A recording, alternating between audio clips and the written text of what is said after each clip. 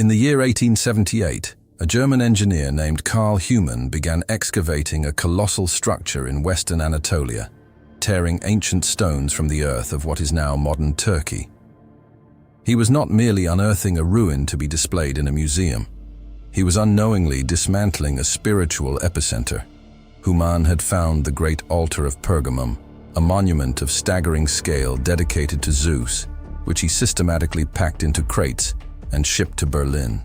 But the Apostle John, exiled on the penal colony of Patmos in the 1st century, did not call this structure a marvel of Hellenistic architecture. In the book of Revelation chapter 2 verse 13, the resurrected Christ dictates a terrifying letter to the church of Pergamum, stating with chilling geographical precision, "I know where you live, where Satan has his throne. God does not waste words." When the creator of the cosmos pinpoints a literal city on a map as the seat of demonic governance, it demands our absolute attention. The ancient biblical authors understood something that modern minds have tragically forgotten: the Deuteronomy 32 worldview. In this ancient framework, the nations of the earth were legally divided and placed under the jurisdiction of lesser, rebellious divine beings. These territorial entities did not merely influence human empires, they architected them. The throne in Pergamum was a physical anchor for a spiritual reality, a localized node of dark administrative power. It was not a metaphor. The ancient biblical worldview did not operate on vague spiritual concepts floating in the ether. It operated on territorial dominion, on blood, and on soil. Yet, modern Christianity has spent the last century frantically searching the capitals of Western Europe or the boardrooms of globalist institutions for the rise of the final global dictator. We have been trained to look west, toward a revived Roman Empire, toward men in tailored suits signing sterile peace treaties in Geneva. But the prophets of the Old Testament were looking east. They were staring into the cradle of civilization, into the blood-soaked sands of the ancient Near East, anticipating a geopolitical nightmare that has been brewing since the construction of the Tower of Babel. Long before John penned the book of Revelation, the prophet Isaiah warned of an entity of unparalleled destruction. In Isaiah chapter 10 and chapter 14, this figure is not given a vague, mystical title. He is given a terrifyingly specific national identity. He is called the Assyrian. This is the great geopolitical blind spot of modern eschatology. The prophet Micah, in chapter 5, corroborates this exact title, stating that when the Messiah returns in glory to shepherd his flock, he will deliver them from the Assyrian who invades their land. The ancient Assyrian Empire, headquartered in Nineveh, was the most brutal, calculated, and terrifying war machine the ancient world had ever seen. They were a civilization that weaponized terror, building pyramids of human skulls and skinning their enemies alive as a form of psychological warfare. The prophets used this specific regional identity not as a historical footnote, but as a prophetic blueprint. The final enemy of God is not born from Western democracy. He emerges from the geographical lineage of Nimrod, from the fractured, volatile territories of the ancient world. To understand the final deception, we must violently discard the caricatures we have blindly accepted. He is not a cartoonish villain with glowing red eyes commanding a secular, atheistic world order. The deception is far more insidious, operating under the strict laws of spiritual physics. The original Greek word used by the Apostle John in his epistles is Antichristos. We often dilute the prefix to simply mean against, but in the ancient Greek, it carries a far more deceptive and dangerous weight. It means in place of. It is the ultimate counterfeit. Think of it like the architecture of a high-stakes forgery. A counterfeit $100 bill is not designed to look like a piece of board game money. It is meticulously engineered to look, feel, and behave exactly like the genuine article, down to the microscopic fibers and security threads. The Antichrist is the ultimate spiritual forgery. He does not come to eradicate religion. He comes to hijack it. He will offer a religious system so meticulously crafted, so deeply resonant with the innate human desperation for the divine, that it will perfectly mimic the kingdom of heaven. He will wield the vocabulary of peace, the aesthetics of righteousness, and the mechanics of a unified faith. He will present himself not as the enemy of God, but as the final, undisputed messenger of the divine, demanding absolute submission and offering a false salvation that requires the permanent forfeiture of your eternal soul. We are about to map the genetic and geographical origins of this final adversary.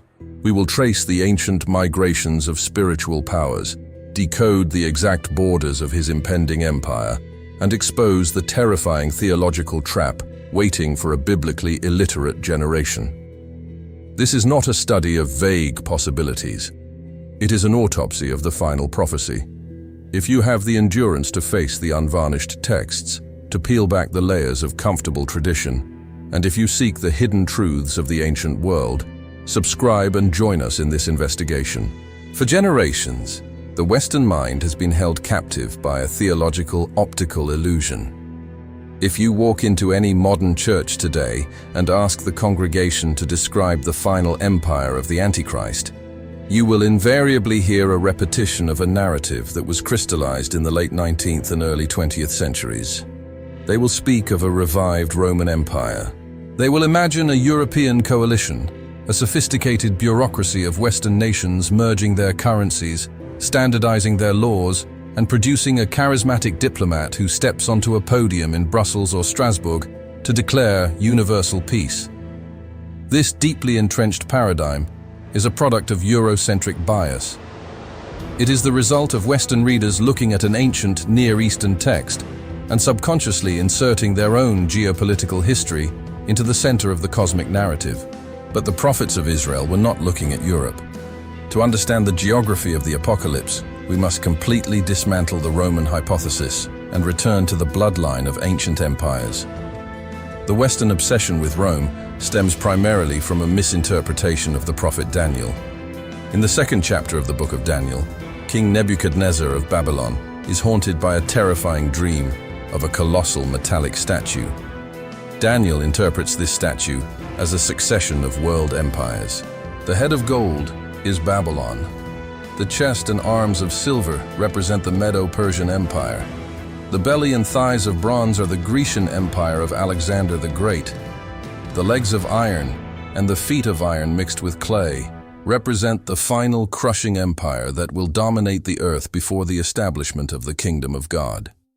For centuries, Western theologians have insisted that the legs of iron must be the Roman Empire.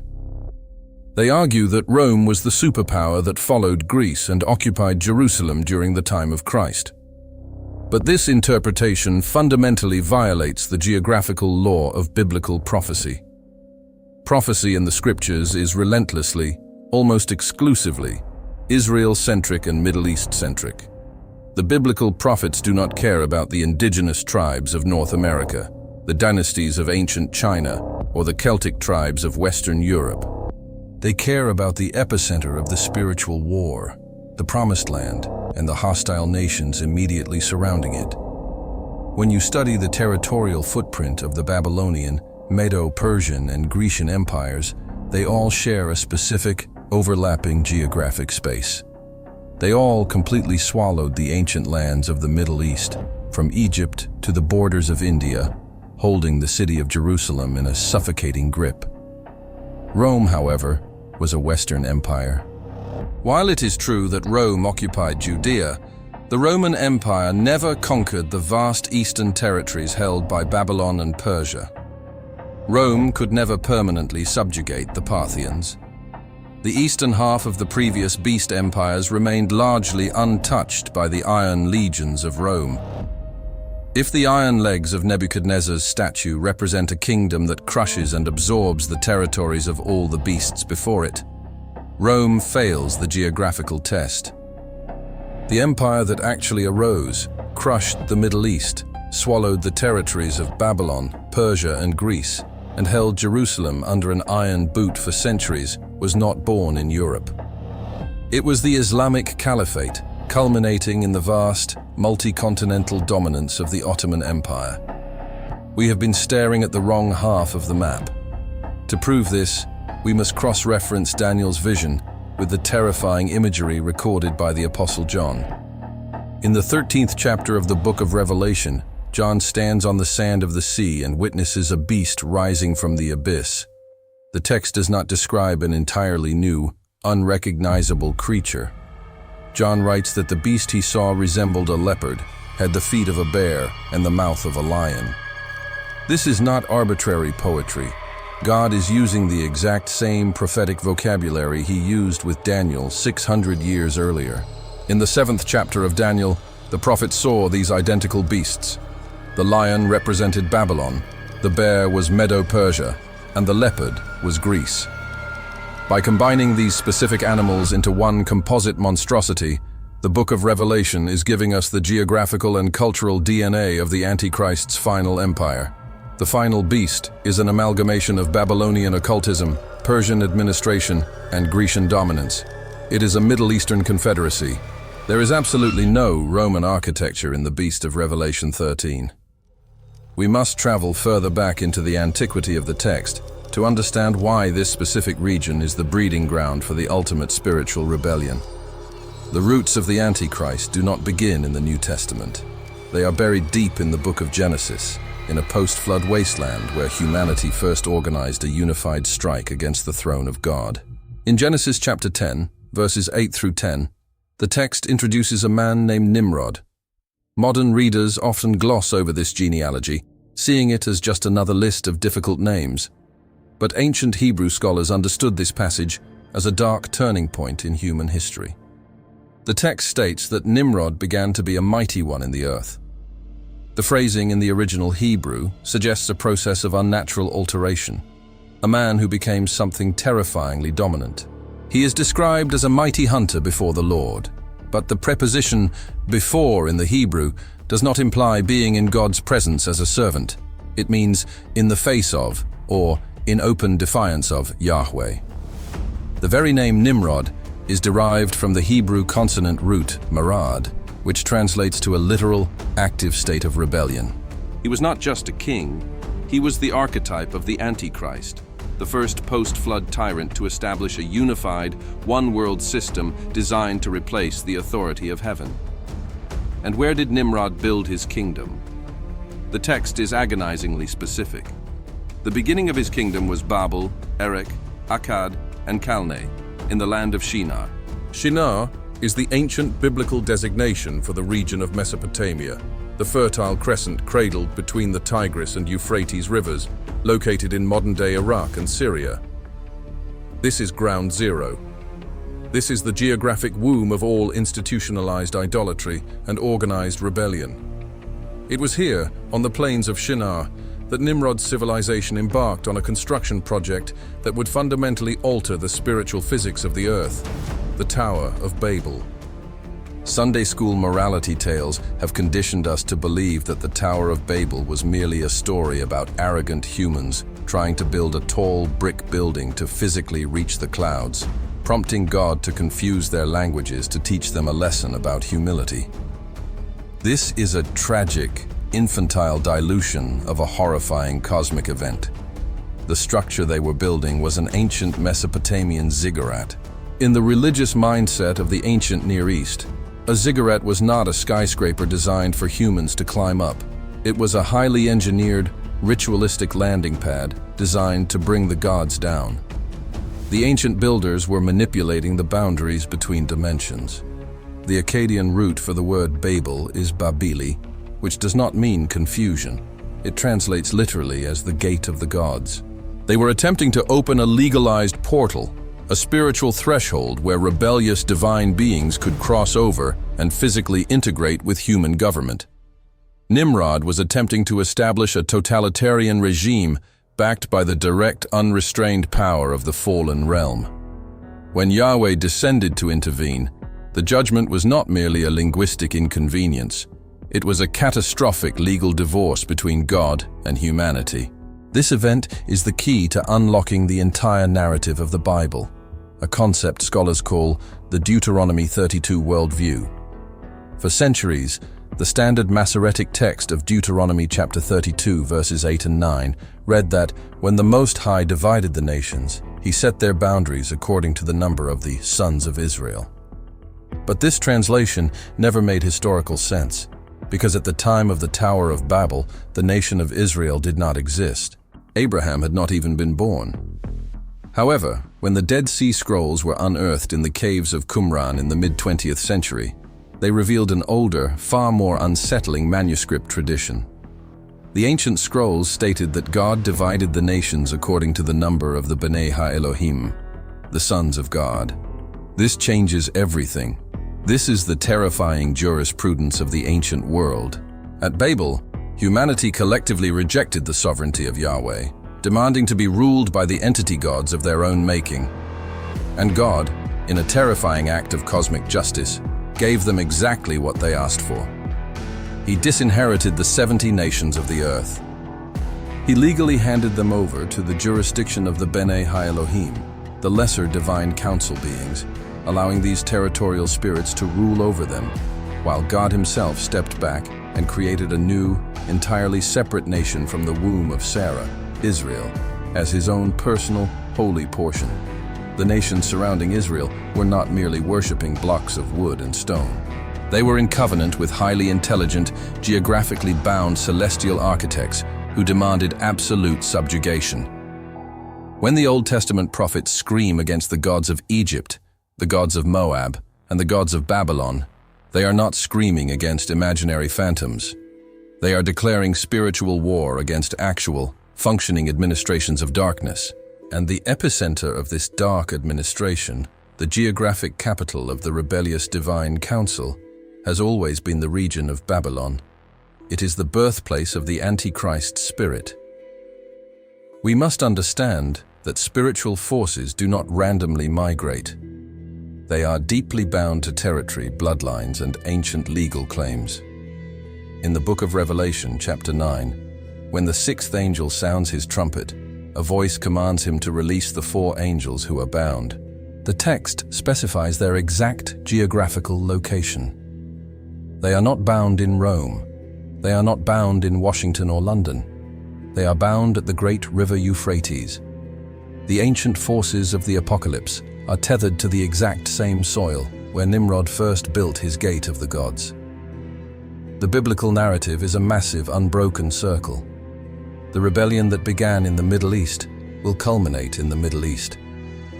This means that the final political and religious system that will envelop the earth will not look like Western humanism.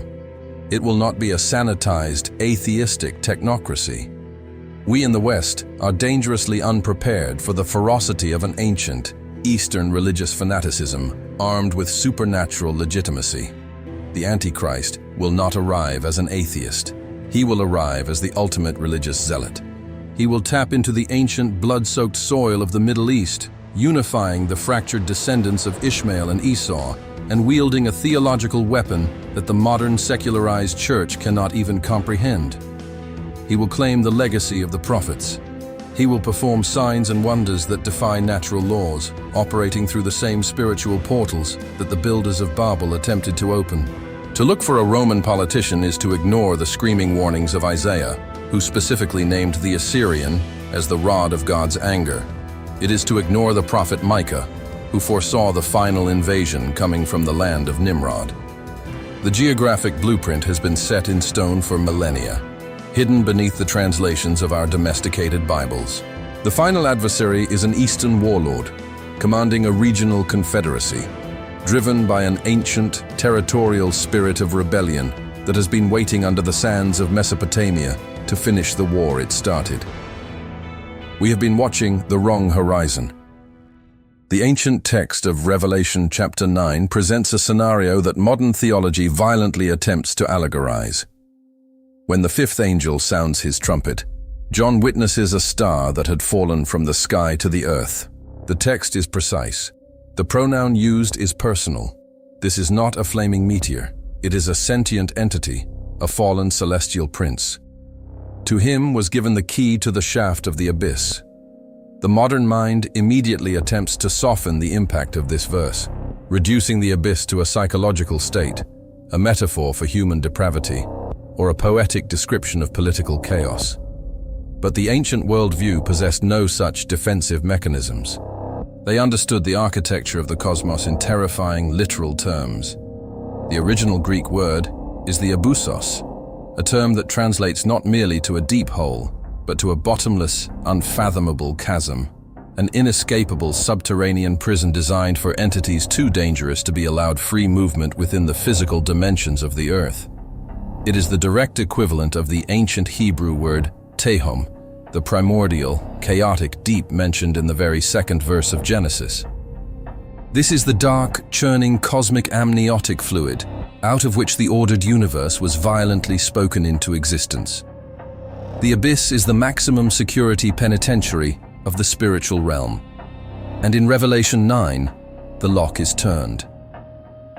When this entity opens the shaft, John writes that smoke rose from it like the smoke from a gigantic furnace, darkening the sun and the sky. Out of this suffocating darkness descends a swarm. Our English translations lazily call them locusts, but read the morphological description of these beings starting in verse 7. They have the shapes of horses prepared for battle. They wear what resembles crowns of gold. Their faces look like human faces, their hair like women's hair, and their teeth like lions' teeth. They have breastplates of iron, and the sound of their wings is like the thundering of many horses and chariots rushing into battle. They have tails with stingers, like scorpions. This is not an agricultural plague. This is a terrifying, chimera-like demonic cavalry, an ancient battalion of hybrid horrors that have been kept in localized, subterranean confinement for millennia. They do not eat vegetation. Their sole mandate, commanded by the text, is to inflict agonizing torment on humanity. And they have a king over them. The text in verse 11 is uncompromising in its specificity. It gives us his exact name, translating it from the Hebrew into the Greek to ensure the identity is unmistakable to both cultures. His name in Hebrew is Abaddon, and in Greek, Apollyon, the destroyer. In the ancient wisdom literature of the Old Testament, such as the Book of Job and the Book of Proverbs, Abaddon is intimately linked with Sheol, the realm of the dead. It is synonymous with the absolute destruction of the grave. But here, the place of destruction is personified. The realm of ruin is commanded by an ancient prince of ruin. To understand why this demonic army is locked in the abyss, and why their release is intrinsically tied to the manifestation of the Antichrist, we must leave the final book of the Bible and travel back to the darkest, most aggressively suppressed chapter in the entire biblical canon. We must examine the ancient crime that necessitated the creation of the abyss in the first place. In the 6th chapter of Genesis, the text records an event so deeply offensive to the modern rationalist that it has been systematically expunged from the pulpit. The text states that the sons of God saw that the daughters of men were beautiful, and they took women for themselves as wives. The offspring of this unnatural union were the Nephilim, the heroes of old, men of renown. For the last 1500 years, a comfortable, sanitized theological theory has prevailed, arguing that the sons of God were simply the righteous human descendants of Seth, and the daughters of men were the wicked human descendants of Cain. This is known as the Sethite view, and it is a complete, unscholarly fabrication. It is a desperate attempt to erase the supernatural from the text. The phrase used in the original Hebrew is B'nai ha-Elohim. Everywhere this exact phrase appears in the Old Testament, without a single exception, it refers to divine, angelic beings. The ancient Israelites did not believe that righteous humans marrying wicked humans somehow produced giant, superhuman warlords. They believed the text exactly as it was written. They believed in a cosmic transgression of boundaries.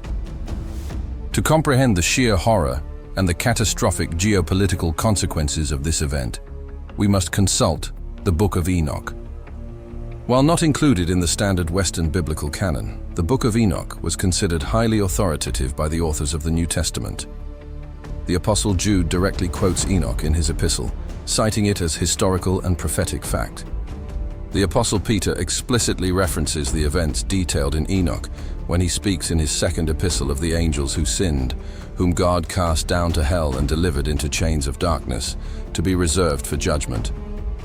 The word Peter uses for cast down to hell is a unique Greek term meaning to thrust down to Tartarus, the deepest, darkest abyss in ancient cosmology. The Book of Enoch provides the terrifying forensic details of the Genesis 6 rebellion. It reveals that 200 of these angelic beings, known as the Watchers, made a conscious, treasonous decision to abandon their designated multidimensional habitations and descend into the earthly realm to corrupt the human genome. And the text provides the exact physical geographical coordinates of their descent. It was not a random location. They descended upon the summit of Mount Hermon. Mount Hermon is a massive, foreboding, snow-capped mountain cluster located in the extreme north of ancient Israel, acting as the border between modern-day Lebanon and Syria. This mountain is ground zero for the infection of the human race. The very name Hermon is derived from a Hebrew root word meaning taboo, devoted to destruction, or placed under a ban. Enoch records that the Watchers swore an oath of mutual imprecation on the summit of this mountain. They bound themselves to a suicide pact of rebellion, knowing that the punishment for mingling angelic essence with human biology was eternal damnation in the abyss. They taught humanity the forbidden arts of the celestial realm, the making of weapons of war, the mixing of roots and sorcery, the cutting of spells, and the use of cosmetics for seduction. They accelerated human civilization through dark, supernatural technology, transforming humanity into a hyper-violent, occult-driven society. But the ultimate crime was biological. The union between the Watchers and human women produced the Nephilim. The root of the original word does not merely mean giants, though they were entities of immense physical stature and strength.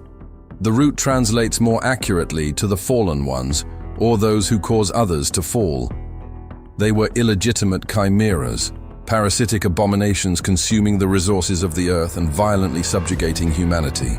They were the original titans of ancient mythology, the demigods of Greece and Rome, stripped of their romanticized poetry and revealed as bloodthirsty, tyrannical predators.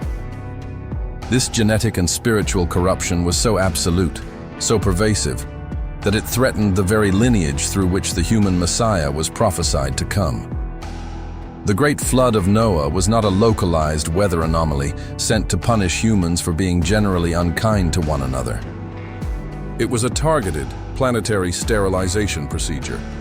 It was a brutal act of divine triage necessary to wipe out a contaminated hybrid ecosystem and preserve the uncorrupted human genome of Noah, whose genealogy, the text explicitly notes, was perfect, meaning physically unblemished by the Nephilim genetics. But the floodwaters only destroyed the physical bodies of the Nephilim. What happens to the spirit of a creature that God never breathed life into? A creature that is an illicit combination of celestial immortality and terrestrial mortality. The Book of Enoch provides the chilling answer. When the giant bodies of the Nephilim perished in the flood, their disembodied spirits could not ascend into the heavens, for they were born of earth, and they could not descend to rest in the sleep of human death, for they were born of immortal beings. They became trapped. They were cursed to wander the physical realm as insatiable, disembodied entities. They are the unclean spirits of the New Testament. They are the demons, and their primary, agonizing desire is to inhabit physical bodies, to possess human hosts, to vicariously experience the sensory world they were stripped of when the waters rose. The Watchers, the fathers of these abominations, were arrested by the archangels and chained in the subterranean darkness of the abyss, reserved for the final judgment. But the ancient texts indicate that the abyss is not merely a holding cell. It is an active, pressurized zone of demonic anticipation. And the geography surrounding Mount Hermon remained utterly saturated with this dark history. It became the most heavily contested, demonized territory in the ancient world. At the base of Mount Hermon lies the region of Bashan. In ancient Canaanite literature, unearthed at the city of Ugarit, Bashan was known as the place of the serpent. It was considered the literal entrance to the underworld, the gateway to the realm of the dead. When the Israelites emerged from their 40 years of wandering in the wilderness, before they could even cross the Jordan River to enter the Promised Land, they had to fight their way through this terrifying territory. In the book of Deuteronomy, chapter 3, the text records the battle against Og, the king of Bashan. The biblical authors do not treat Og as a normal human king. They explicitly define him as the last of the remnant of the Rephaim. The Rephaim are the post-flood continuation of the Nephilim bloodline. They were giant clans, territorial warlords holding the northern gateway of the Promised Land. The text meticulously details the dimensions of King Og's bed, noting it was made of iron and measured over 13 feet long and 6 feet wide. This is not arbitrary architectural trivia. It is a massive, blazing billboard in the text signaling to the ancient reader that the Israelites were not just fighting a rival tribe. They were engaging in physical combat with the undead, supernatural remnants of the Genesis 6 rebellion. They were fighting the seed of the serpent. Fast forward to the ministry of Jesus Christ. He deliberately chose to force a terrifying confrontation in this exact geographical location. In the Gospel of Matthew, chapter 16, Jesus takes his disciples on a specific, geographically targeted march 25 miles north of the Sea of Galilee, straight into the heart of enemy territory. He brings them to Caesarea Philippi, which sits directly at the base of Mount Hermon. In the ancient world, this location was a massive rock face, featuring a gaping cave from which an underground spring flowed. The Greeks built a sprawling temple complex here dedicated to Pan, the half-man, half-goat deity of nature, chaos, and panic. The pagans believed this cave was a literal, bottomless gateway to the underworld. They threw animal and human sacrifices into the dark waters, and if the blood did not wash back out, they believed the gods of the abyss had accepted the offering. This cave was universally known across the ancient world as the Gates of Hell. It is precisely here, standing in the shadow of Mount Hermon, standing over the site where the Watchers originally descended, standing in front of the gaping, blood-soaked cavern of the underworld, that Jesus turns to his disciples and asks who they believe he is. Peter answers that he is the Messiah, the Son of the living God. And Jesus responds with a declaration of total offensive war, stating that upon this rock he will build his church, and the gates of hell shall not prevail against it. Modern Christians read this as a defensive promise, imagining a besieged church hiding behind fortress walls while hell attacks. But gates do not attack. Gates are stationary. They are defensive structures designed to keep invaders out. Jesus was pointing directly at the literal gates of hell, the geographic epicenter of demonic authority, and declaring that his church was going to kick the doors in. He was announcing the invasion of the territory of the dead. It was a cosmic eviction notice. 6 days later, Jesus goes up onto a high mountain, Mount Hermon itself, and is transfigured, radiating the blinding, unapproachable light of his divine glory, pulling back the veil of his humanity to explicitly mock and terrify the fallen watchers chained deep beneath the rock. He stood on the mountain of their rebellion and declared absolute supremacy. But the ancient entities tied to this region are not dead. They are waiting. And this brings us to the most terrifying, incomprehensible aspect of the Antichrist's nature. We are accustomed to thinking of the Antichrist as a brilliant human tactician, a man who relies on artificial intelligence, economic blackmail, and silver-tongued diplomacy to conquer the world. We assume he is entirely human, but the book of Revelation forces us to confront a far more disturbing reality. In Revelation chapter 11, verse 7, the text introduces the beast that kills God's 2 prophetic witnesses in Jerusalem. The text says that the beast that comes up from the abyss will attack them and overpower and kill them. Let the weight of that geographical designation sink in. The beast does not come up from a political summit in Europe. He does not come up from an Ivy League university. He comes up from the abyss. He ascends from the subterranean prison of the Watchers, the realm of the locust cavalry, the maximum security penitentiary of the fallen celestial council. In Revelation chapter 17, the angel gives John the definitive, terrifying riddle regarding the identity of this final dictator. The angel explicitly states that the beast, which John saw, once was, now is not, and yet will come up out of the abyss and go to its destruction. The inhabitants of the earth, whose names have not been written in the book of life from the creation of the world, will be astonished when they see the beast, because it once was, now is not, and yet will come. This is not a riddle about an empire. It is a biological and spiritual impossibility. The phrase once was, now is not, and yet will come is critical. The Apostle John is writing this prophecy in the 1st century, during the reign of the Roman Empire. John is told that the entity that will rule the final global system is not alive at the time of the writing. He existed in the past. He is currently dead or imprisoned in the 1st century, and he will miraculously return to the physical world by ascending from the abyss. The Antichrist is not just a man influenced by Satan. He is a human vessel that becomes fully, physically possessed by an ancient, hyper-intelligent entity that was locked in the abyss millennia ago. He is a resurrected warlord. Just as Jesus Christ is the incarnation of the Creator, God in human flesh, the Antichrist is the ultimate, blasphemous parody of the incarnation. Satan is attempting to mimic the ultimate miracle. He cannot create life from nothing, but he can orchestrate a counterfeit resurrection. The Antichrist will suffer a fatal wound, a mortal blow that ends his human life, and in that vacuum of death, the abyss will open. An ancient prince of ruin, perhaps Apollyon himself, perhaps one of the bound watchers, perhaps the ancient rebel Nimrod, will cross the threshold and animate the corpse. The world will watch a dead dictator stand back up, seemingly victorious over the grave. This is why the inhabitants of the earth are astonished. This is why they fall to their knees and worship the beast. They are not worshiping a politician.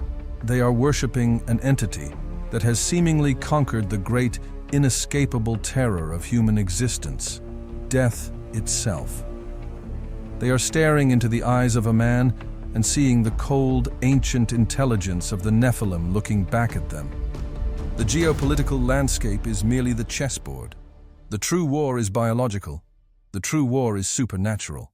The ancient entities that built the pyramids, that demanded the blood of infants on the altars of Moloch, that constructed the ziggurats to pull the heavens down, are preparing for their final, permitted release from the darkness beneath the Euphrates. And the pressure against the gate is tearing the fabric of our reality. How did the modern church, possessing the exact same texts as the ancient apostles, become so profoundly blind to the terrifying literal reality of this incoming storm? How did we transition from a 1st century theology of cosmic warfare, where the earth was viewed as a besieged territory governed by hostile divine entities, to a domesticated, sterile religion that reads the Book of Revelation as a collection of poetic metaphors for general human suffering? The answer lies in a devastating historical paradox, a deliberate theological sabotage that occurred in the early centuries of the Christian era. We must confront the uncomfortable truth that the suppression of the ancient supernatural worldview was not orchestrated by secular enemies of the faith. It was engineered from within the walls of the church itself. To understand the architecture of this grand doctrinal paradox, we must look to the period immediately following the horrific Roman persecutions, specifically the 3rd and 4th centuries. As Christianity expanded outward from its raw Jewish Middle Eastern roots and permeated the sophisticated urban centers of the Greco-Roman world, it collided with Greek philosophy. In cities like Alexandria, brilliant early theologians, desperate to make the gritty, blood-soaked narratives of the Hebrew scriptures palatable to refined Roman intellectuals, began to employ a devastating interpretive weapon, allegory. The leader of this movement was a scholar named Origen, who systematically taught that the literal, historical readings of the biblical text were merely the outer shell for the uneducated masses. For the enlightened, he argued, the text contained hidden philosophical meanings. Under this Alexandrian influence, the towering giants, the Nephilim chimeras, the literal descent of the Watchers, and the terrifying physical realities of the coming Antichrist were slowly dissolved into abstract psychological concepts. This intellectual sterilization reached its devastating climax with Augustine of Hippo in the 5th century. Augustine, arguably the most influential theologian in Western history, authored a monumental work titled The City of God. In this text, Augustine officially popularized a framework known as amillennialism, which essentially argued that the promised 1,000-year reign of Christ on earth was not a future, literal geopolitical kingdom in Jerusalem, but rather a spiritual metaphor for the current age of the Church. With a single theological stroke, Augustine removed the future, territorial battleground from the Christian consciousness.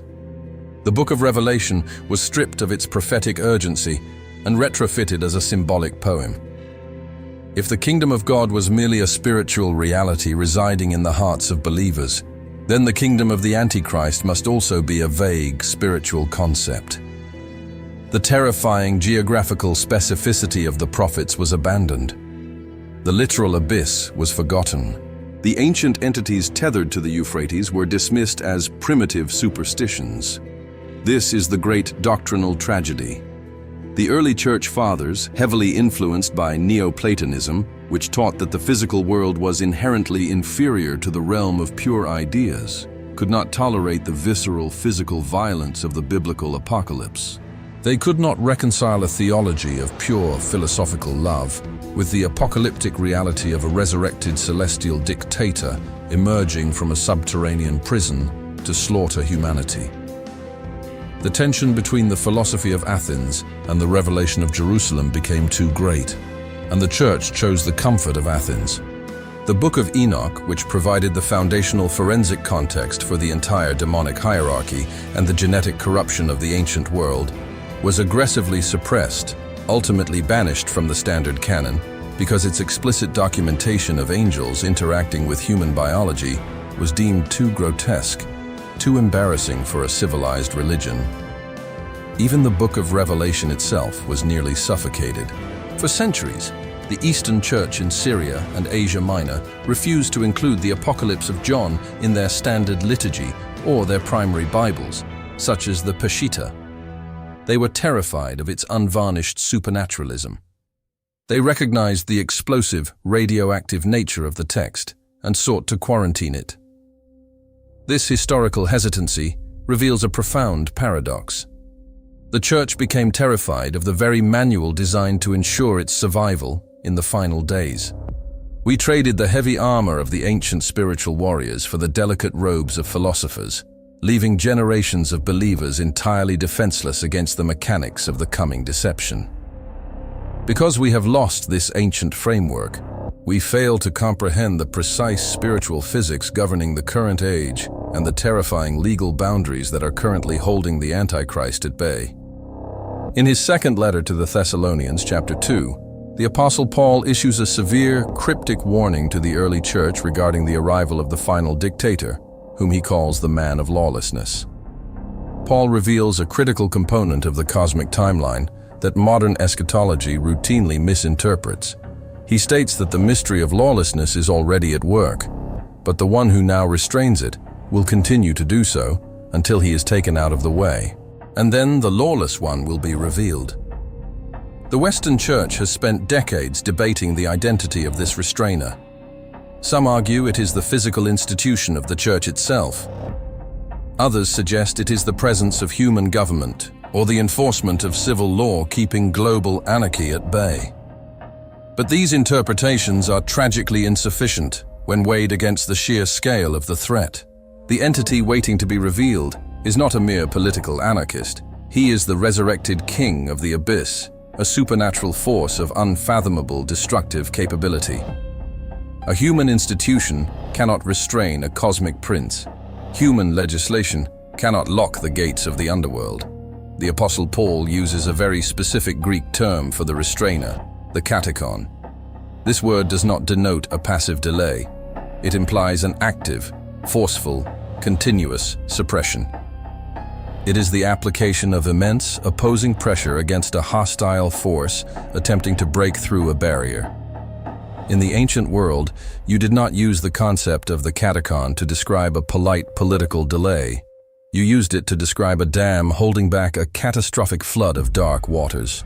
The force restraining the Antichrist is a divine, territorial mechanism.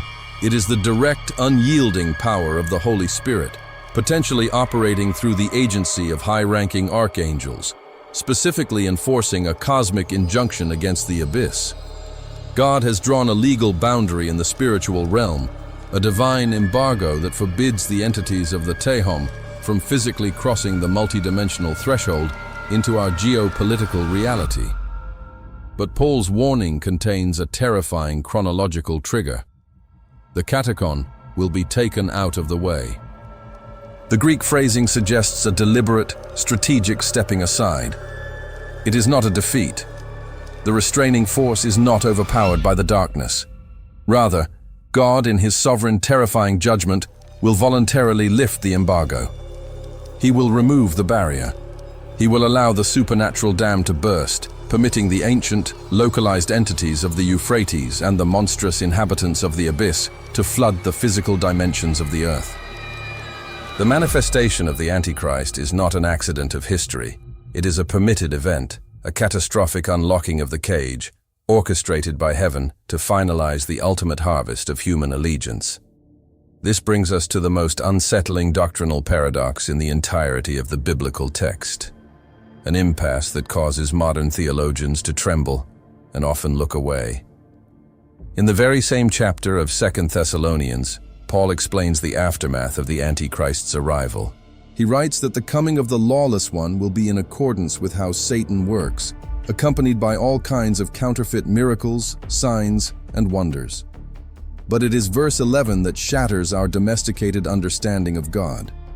Paul writes, "For this reason God sends them a powerful delusion, so that they will believe the lie."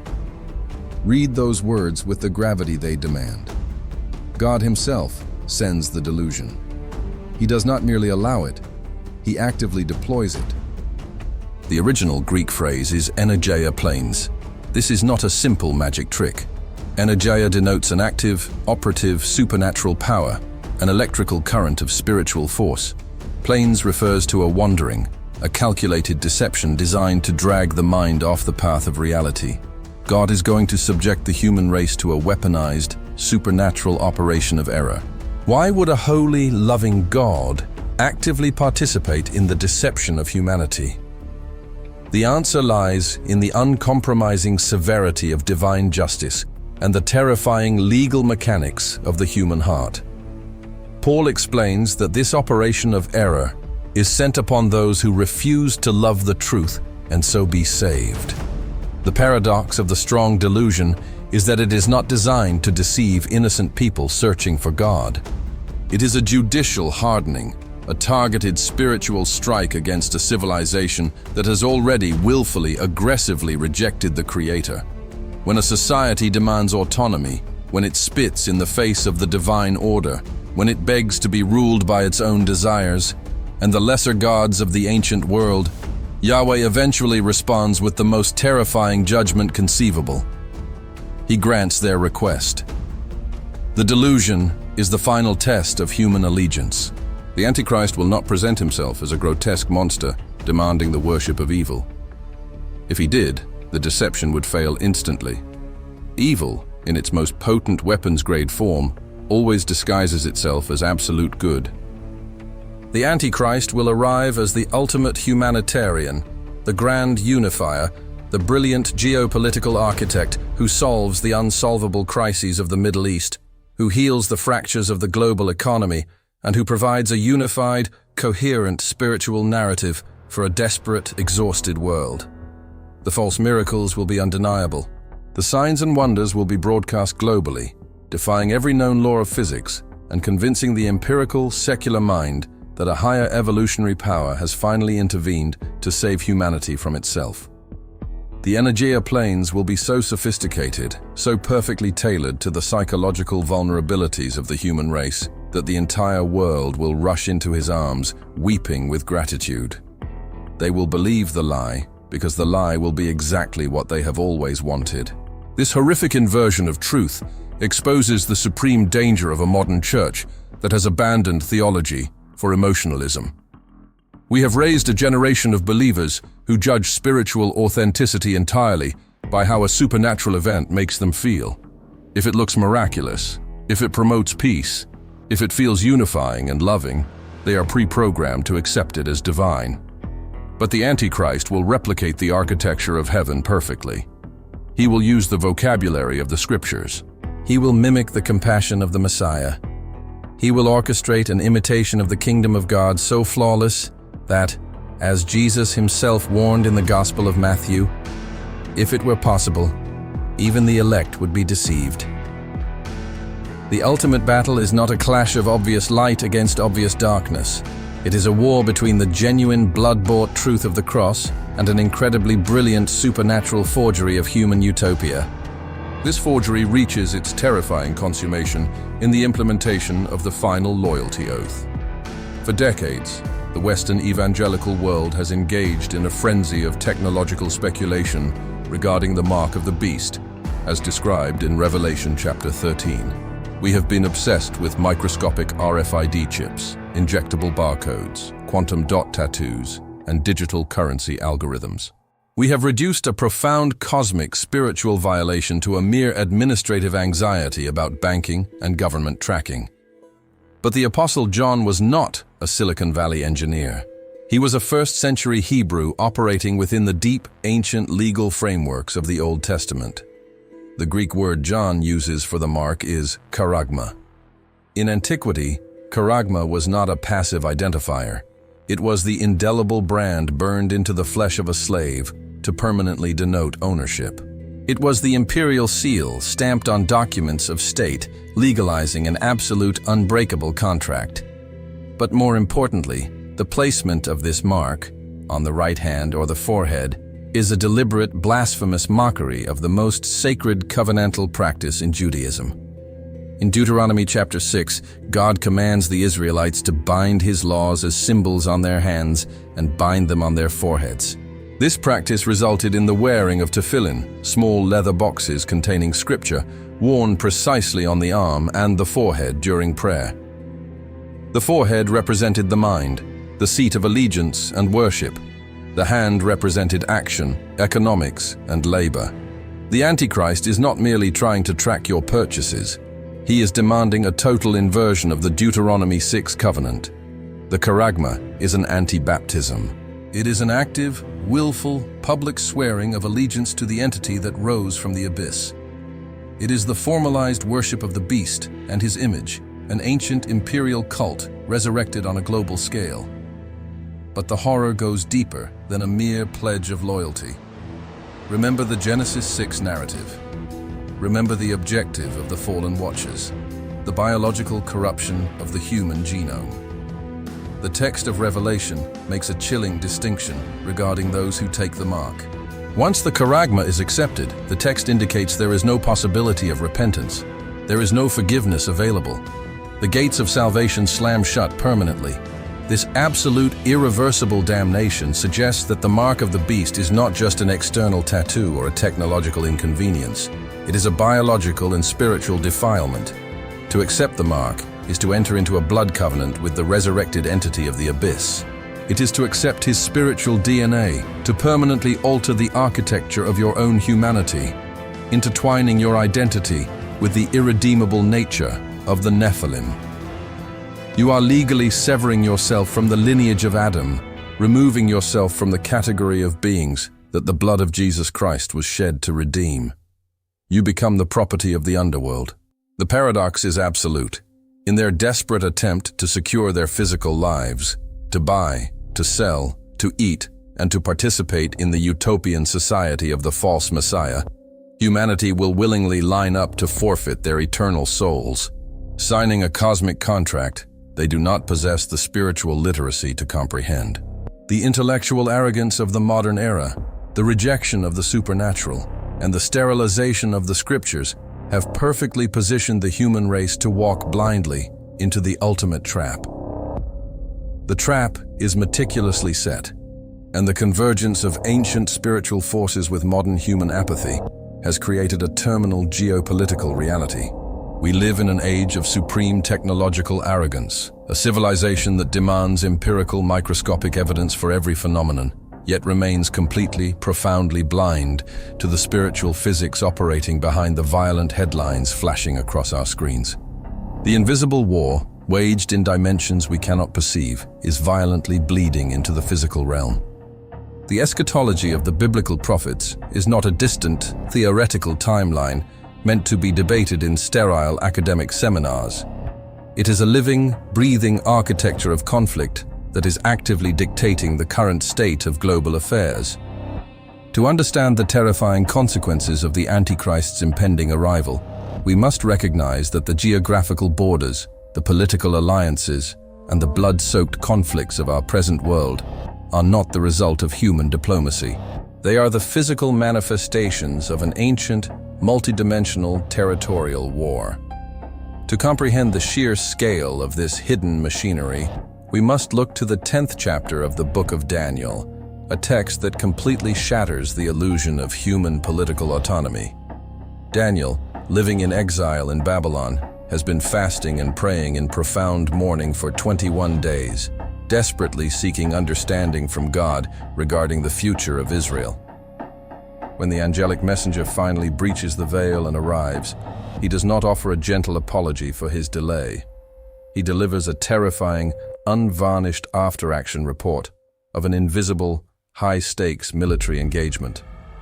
The angel explicitly states that he was dispatched from the presence of God the very first day Daniel began to pray, but he was intercepted and engaged in brutal, sustained combat for 3 weeks by an entity he identifies as the Prince of Persia. The angel further reveals that once he concludes his message, he must return to the front lines to continue the fight against this entity, and then he will have to face another advancing force, the Prince of Greece. The entity the angel fought was not a human king. He was not battling Cyrus the Great or a Persian general. The original Hebrew word used in the text is sar, a heavy, authoritative term designating a commander, a chieftain, a high-ranking official of a royal court. These are the territorial entities of the Deuteronomy 32 worldview. These are the fallen B'nai Ha-Elohim, the highly intelligent, malevolent principalities assigned to govern the 70 nations after the rebellion at Babel.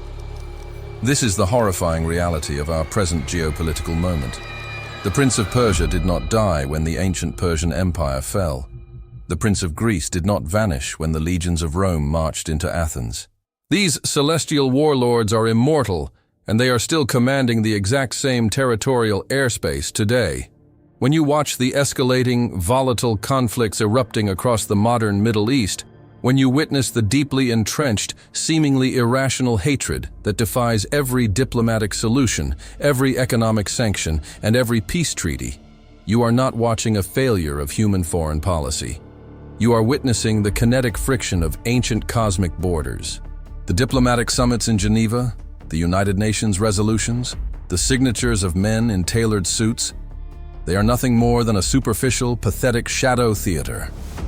The true architects of global conflict are the invisible SAR, manipulating the minds of world leaders, orchestrating the movements of armies, and shifting their human pawns into position for the final catastrophic confrontation in the land of Canaan. The physical geography of the earth itself is currently responding to this immense spiritual pressure. In the 16th chapter of the Book of Revelation, the text details the pouring out of the 6th bowl of divine wrath. The target of this judgment is breathtakingly specific and entirely geographically bound. The angel pours his bowl on the great river Euphrates, and the text states that its water is dried up to prepare the way for the kings from the east. For centuries, theologians struggled to explain how or why this massive, life-sustaining river would factor into the apocalypse. But look at the topographical reality of the modern Middle East today. Through a vast, unprecedented network of hydroelectric dams constructed in Turkey and Syria, combined with historical devastating droughts, the mighty Euphrates River is literally drying up.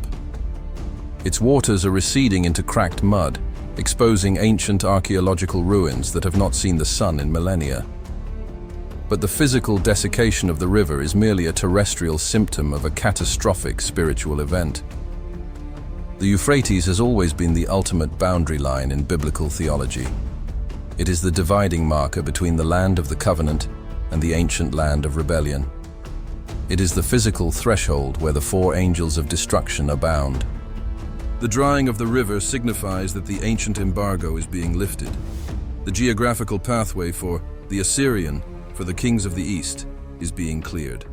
The final Eastern Confederacy, the composite beast of Revelation 13, is being awakened by the territorial spirits, summoned from the blood-soaked soil of Mesopotamia to march westward for the final campaign. And they are marching toward a singular, obsessive, microscopic target. The entire apparatus of the demonic realm, the vast machinery of the final empire, and the overwhelming hatred of the nations are intensely focused on one specific coordinate on the map: Jerusalem. In the 12th chapter of the prophet Zechariah, God declares a terrifying localized prophecy regarding the end of the age. He states, "I am going to make Jerusalem a cup that sends all the surrounding peoples reeling. On that day, when all the nations of the earth are gathered against her, I will make Jerusalem an immovable rock for all the nations. All who try to move it will injure themselves." The Hebrew phrasing for immovable rock translates more accurately to a heavy, burdensome stone, a jagged, immovable boulder that lacerates and rips the hands of anyone attempting to lift it out of its sovereign place. Why does the entire planet obsess over this tiny, arid piece of real estate? Why do secular, postmodern nations, thousands of miles away, riot in the streets over the municipal borders of a city roughly the size of a standard metropolitan suburb? Because Jerusalem is not merely a human capital. It is the physical, territorial footprint of Yahweh on the earth. It is the cosmic intersection of heaven and earth. It is the exact geographical location where the Messiah shed his blood to purchase the redemption of humanity. And it is the precise, non-negotiable location where he has promised to physically return, split the Mount of Olives, and establish his eternal throne.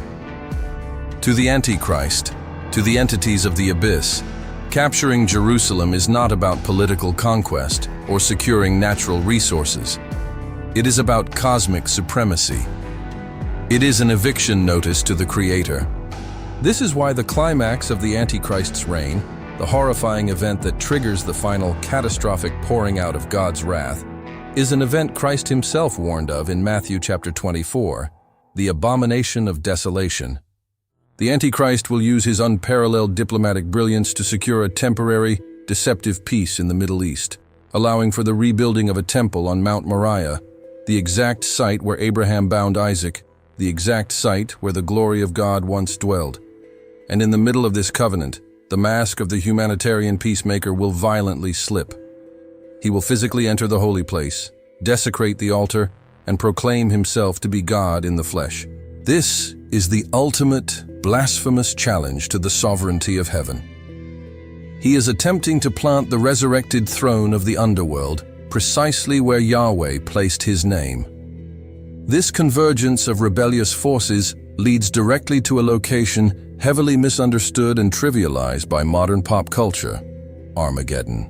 Revelation chapter 16 verse 16 states that the demonic spirits, performing miraculous signs, go out to the kings of the whole world to gather them for the battle on the great day of God Almighty.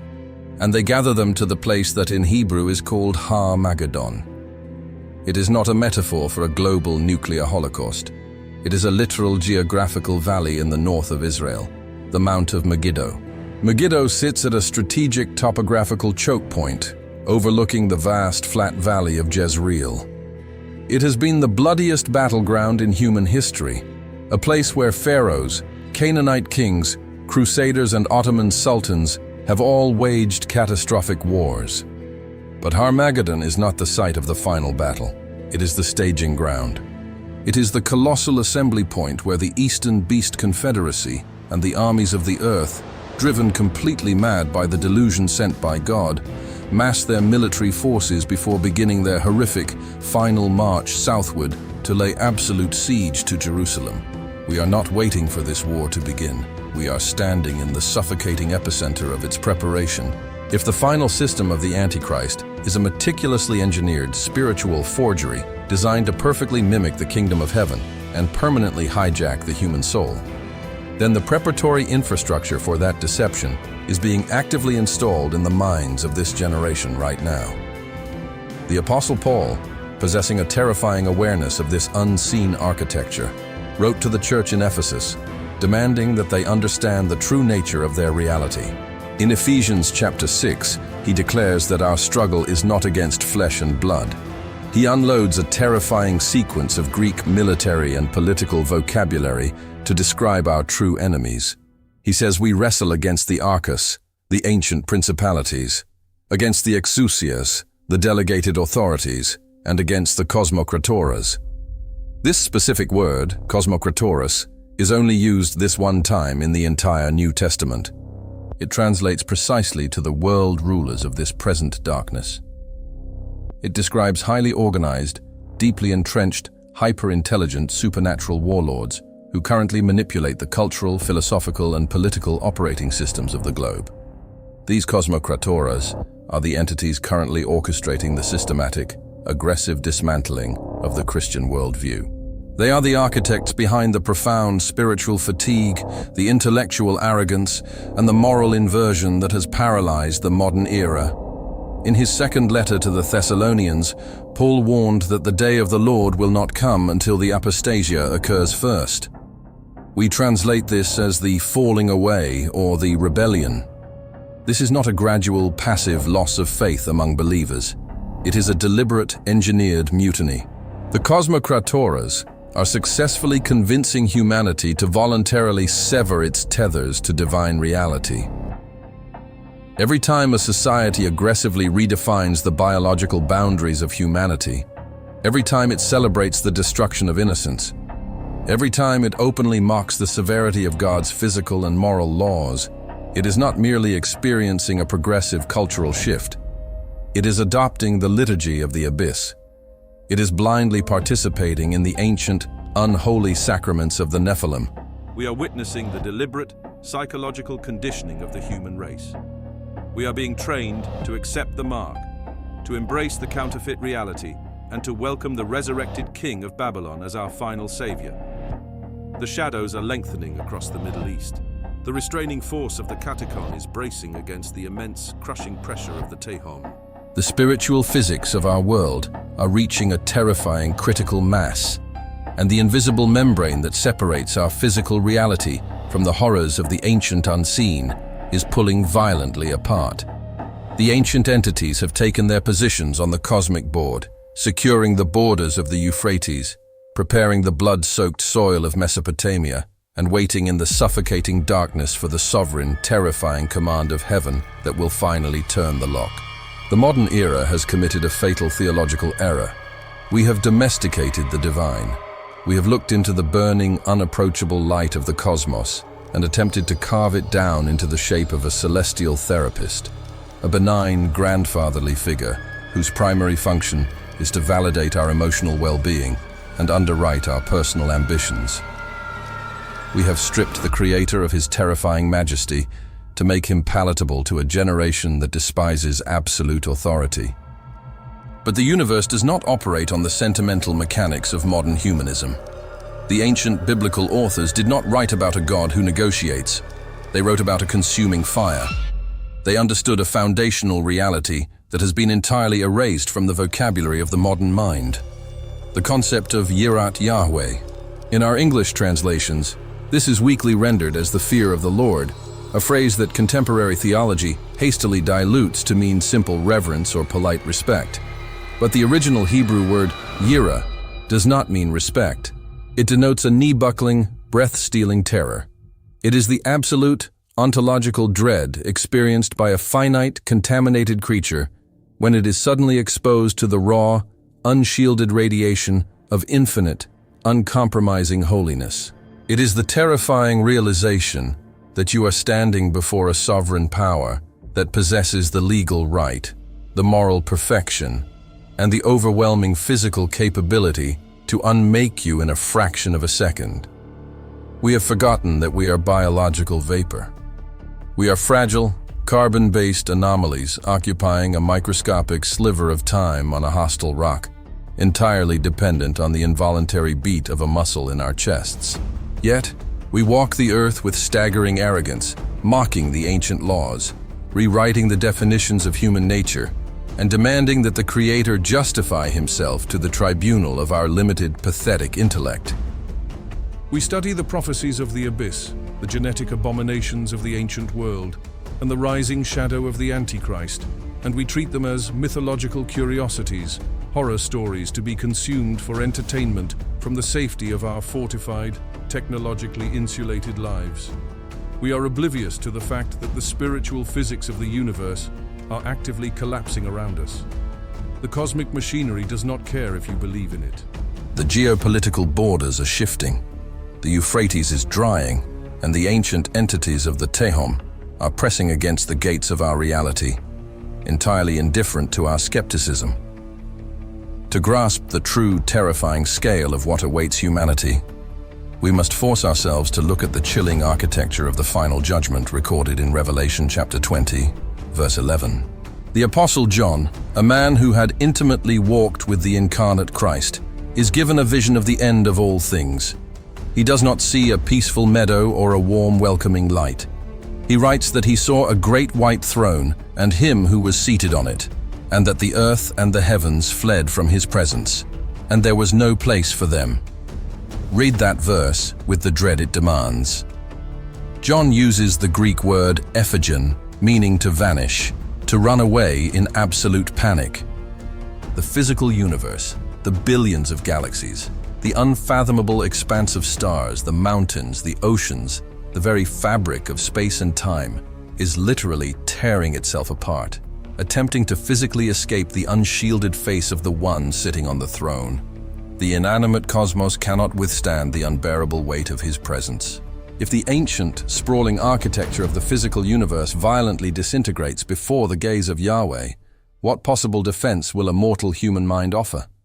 What arrogant philosophical argument, what secular ideology, what pathetic excuse of cultural context will you present when you are stripped of your physical body and dragged into the blinding, freezing light of the eternal courtroom?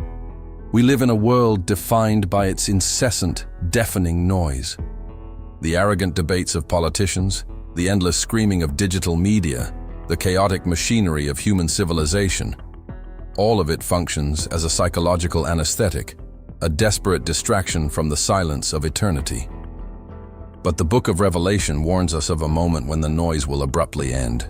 In Revelation chapter 8, verse 1, when the Lamb breaks the seventh seal, initiating the final, catastrophic sequence of divine judgment, the text states that there was silence in heaven for about half an hour. The Greek word used is sige. It is not a peaceful, meditative quiet. It is the suffocating, vacuum-like silence of impending execution. It is the moment the angelic hosts cease their singing, the 24 elders fall silent, and the entire multi-dimensional architecture of the cosmos holds its breath in sheer, unadulterated terror at what God is about to do to the earth. It is the silence of a judge putting on the black cap. The Antichrist is not an anomaly. He is the inevitable mathematical consequence of a civilization that has aggressively demanded a divorce from its creator. God is simply preparing to give humanity exactly what it has relentlessly begged for, a world entirely devoid of his restraining grace, ruled by the dark, ancient forces we have historically idolized. We have traded the heavy armor of the ancient truth for the fragile illusions of modernity, leaving our souls violently exposed to the coming storm. The writer of Hebrews, in chapter 10, verse 31, summarized the human condition with a cold, unvarnished sentence that should haunt the mind of every breathing creature. It is a terrifying thing to fall into the hands of the living God. There is no final word of comfort here.